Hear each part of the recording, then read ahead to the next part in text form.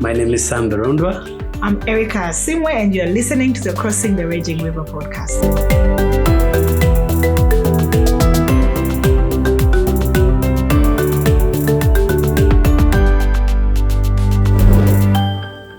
Hello, my name is Birondwa. I'm Asiimwe, and you're listening to the Crossing the Raging River podcast. Erica and I are both the alumni of the Abundant Leadership Institute, LI. I serve as the Africa Director for Kurumbuka Leadership Solutions, and Erica serves as the Executive Leaders Program Director. But also, Erica helped found a social enterprise called Love and Hands, and she will be sharing more about that. Thank you, Sam. I think I'm excited about this series that we are going through because we are going to be talking about the different approaches that organizations use. How do you choose the right approach when you're serving a community, when you're serving, if it's a church program that you're trying to lead? How do you do it in a way that you're not going to be creating dependency in the community, but also make sure that the situation is right for it? You know, you're not. Do you want to take us through those models? Yes, I will take you through the models in the next episode. But there are 4 models that are there, and you have to know what model they are because each of them has an effect on the outcomes of your program. Then after that, we are going to discuss a little bit about how to choose a model because it's one thing to know it and then you have to choose it. Then we'll be introducing the core of our conversation, which is the asset-based community development, which is about how can you lead the community to make choices for themselves and mobilize resources from within the communities? Yes. That's what we'll be talking about in the next few episodes. And I'm really excited to chat with you about that. Yeah. Yes. Erica, today we start with a question every development worker fears. Yes. Are we sometimes part of the problem? That's a very hard start for me to have to start by telling the truth, but I'll try to be gentle with the truth a little bit. I think, yes, sometimes we are part of the problem, and it's not because we are doing it intentionally. Many of us, when we start our work, we do it out of a good intention. Nobody wakes up in the morning saying, I'm going to do this wrongly. Wakes up in church and says, oh, we are going to reach out to the poor because we want to do something bad to them. All of us think we are doing a good thing because we want to go serve people, we want to do it. But sometimes we don't know better. That's what has been presented to us. That's the only way we know how to do development, how to help people has been you go somewhere, you find a challenge and you feel like because you have seen that challenge, you must do something about it. The other day I was listening to someone on TV and he said he's helping African children by giving them food. He has started an organization that takes people to different countries and then they go and help street kids by taking food to them. And he said he feels very good about that. So I felt like he's doing it out of a good intention, although I could also hear that some of the steps he was making were not the right steps. When you give food to someone just once, it's not going to change their entire life. So these are some of the things, the mistakes that we might be making without knowing. So I think some people don't think they're making mistakes, but I think some of us, we do it unintentionally. We make those mistakes. Yeah. So that's amazing. So we are not actually aware that we're actually hurting people as we do that, but our intentions are pure. Yeah. Unfortunately, it's not the right steps. Exactly. And that was my story, you know. Before I joined the Abundant Leadership Institute, I founded an organization that you mentioned earlier, Love and Hands. And it started out of a heart of serving the community that I was living in. I moved into a community here in Kigali. At the time, I was surrounded by people who had a different life. I don't want to, now that I know better, I would say, okay, this is what I was thinking about them. They were poor. Their houses were not looking good. And I felt like I needed to do something. I felt like if God has brought me into this community, I must serve this community. And the only way I knew best to serve the community was to give what I had. I was just a young graduate. I didn't have a lot of resources, but I felt like in my life, I was exposed to different things, including knowing how to speak English. So what I did was I looked at the community, looked at the different challenges, and I found that the only way I could intervene was teaching children basic literacy. And I invited 2 children on the veranda of our house. And this is what is called a famous needs analysis.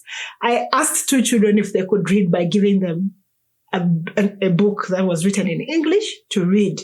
And of course, they were not able to read. And obviously, if you understand the history of Rwanda, some people are French speaking. We are still learning how to speak English in some areas. So if you give someone a book, you're likely to have the younger children, for example, have struggles with reading. So I validated the idea I already had by giving them a book, and they were not able to read, and starting a whole project around that. I invited 2 children from the community. They couldn't read. I asked them to invite others, and then we started a program in the veranda of our house teaching them basic literacy. So out of that experience of working with the children started presenting more challenges to me. Some days they would come with notes from their parents written, "Oh, we did not have food at night. For the last 2 days, we haven't eaten." And I would feel the need to give them food. So I would go pick food from my sister's house and give it to them. Then they would say, "Oh, we don't have health insurance. How can we learn when we don't have health insurance?" Then I would mobilize my church and the youth in our church to get health insurance for them. Like, we would raise money, the basic health insurance. So the list of problems never ended, and the community kept presenting more and more problems. One day that I will never forget is the day that one time when we had moved to a new space and we were really struggling to keep the project afloat, because the more the challenges grew, the more we needed to raise resources. I was in between classes. I used to clean, sweep, everything. I would teach. I was literally an all-in-one person. Doing everything by yourself, Then one of the parents comes and she asked me, "Can you pay me so that I can help you sweep?" And I was very disappointed. And this was a parent of one of the children. I had never asked for anything from them, you can imagine. And the only thing I wanted to hear from them was, "Can I help you?" And at that moment, I felt so disappointed in them. I blamed them. I felt like it was their problem. They can't appreciate. This is the least thing. I know some of them do this for a living. And they're asking me to pay them so that I can do it. It's because they had thought of me as somebody who is rich, who has all these resources that I have to keep pouring into the community. Because that's the picture you presented to them. Exactly. And this is where many of us start. When we go to places, we go and we start doing things for people. And the more we do, the more the people step back. Interesting. Now that you mentioned that, does that explain why billions of dollars have been poured into Africa for development projects that actually do not succeed? Exactly. Because they are being led by people who don't understand the context sometimes. We think that we are doing a good thing, but the more we are giving to these people, sometimes the communities, the people that we are giving, we are creating a sense of dependency where they start to step back and say, "Oh, you need to give us more. We gave you money for this. Oh, the money you gave us was not enough. Now we have a new problem in education. Now we have a new thing." And sometimes people have funded projects and years later, they don't find them. Why? Because when people are just receiving, they don't sustain the programs. They tend to feel like it is your thing and not mine. That's interesting.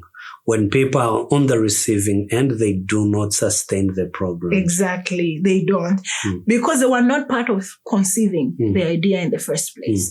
In my story, you could hear that it was my idea that I was trying to make the community like.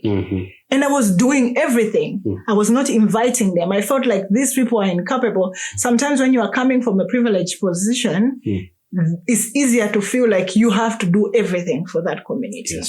And then they are just supposed to receive. And because they're just supposed to receive, they develop a sense of dependency and they step back and do nothing after you leave. And your programs might not be sustainable in the long run. And that's not your intention in the first place. No, I think people do these things thinking we are actually helping the communities or the countries that we are working in. But in the end, then we create dependency and people are not actually involved in the same projects that is supposed to help them. And Sam, it's not just big projects. It's not just countries, even churches.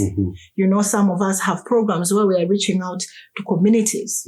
And every time we think about going to reach out to the community, the first thing we think is, what are we taking? What is our solution? We have this thing. Let's gather our clothes. Let's put all this. The easiest one I always find is the handouts. Personally, I was not a fan of the handouts because every time we gave handouts, there was so much chaos. communities felt like they were entitled to good things. I don't know if that has ever happened to you. Do you have a story around this or any experience where you have seen programs in this? That reminds me of a story that I had in one community, in one country that I would not mention, but then this is like a nomadic community. Yeah. And so they keep moving from places to places, but also they're very strong on their culture, not very educated. Some of them, of course, are educated, but those who live in the countryside. So this well-intentioned NGO comes and constructs pit latrines because they don't use toilets or pit latrines. They use the bushes. They're like, oh, these people will die of cholera or something like that. Let's just construct pit latrines for them. Now, in their culture, a man and a wife and the kids cannot share the same bathroom, toilet or pit latrine. And so, you know what ended up happening? They closed the pits after building these wonderful structures all over the villages. And then they used them as crows for their cows. Yeah. And this is, but I think that's what you're alluding to, that well-intentioned organizations or development workers, they come, but before they actually understand how they should help the community, because the community was not involved in the first place. They just come with solutions. Yeah, and what you are bringing out is actually deeper. Is sometimes what we think about it, the solutions we bring might be on surface level. Yeah, it might be as easy as just putting up a toilet in a community, but we don't understand the cultures of that community that might stop them from using our solutions. Yes. Sometimes people, sometimes we are so passionate about bringing a solution. We know that water is important. We know that education is important, and we see it from our perspective. Yes. But we don't understand what that community is all about. Even if we ask them what they need, we don't have enough time to learn their culture, to learn what is working for them, what they really value, and how is the best way to bring education. Because sometimes what they might want to do right now is put food on the table. But as an organization, we already have an agenda. We have to build toilets. We have to build schools. And what ends up happening when they don't use them, we get frustrated or they get broken. And we write down and we say, oh, we built 10 toilets in this community and now let's go. Yet mission accomplished. The purpose not served. Not served. Activities, so many activities, yet nothing has been done. And then when our programs are not sustainable, we get frustrated. We say, we have been helping, like me in my story. I've been helping this community. No one can step up to help me. Yet the first thing we did in the community was to do everything for them. And we'll be talking about that in the next episode. So let me not go ahead of myself. Looking forward to it. So basically, it's when people are not involved, you come with already, you already know what you want to do for the community, and then you do a project and then it can't succeed because the people are not involved in the first place. Exactly. And so, So Erica, what can we expect in the next episode? I'm very excited because we are going to be going deeper into different topics. And by the end of this episode, we are going to be covering some of the models of development that we have. There are typically 4 models. That's what we're going to be going to in the next episode. And we are also going to discuss the fundamentals of asset-based community development, which is the core of this whole conversation. ABCD. Okay. We'll be discussing it in the next episodes. We'll talk about the core principles of ABCD because it's very important to understand the core principles. We'll be defining what is our role. If we are letting communities lead, because we'll be talking about that, then what is our role? I find that is one of the questions that leaders really struggle with in our programs, even as we are teaching them. When they begin to understand that communities are capable, they start stepping back and feeling like they are not needed in the community. But that's not true. We are an asset in the community. So we'll be discussing that and we'll be talking about some practical tips of applying the asset-based community development that we can use in our churches, in our programs as we are designing that. So I'm really looking forward to the conversation. Yeah, sounds interesting. Thank you for joining us today. We hope you'll join us next time. For more episodes, please visit our website, kurumbuka.org/podcast. Thank you.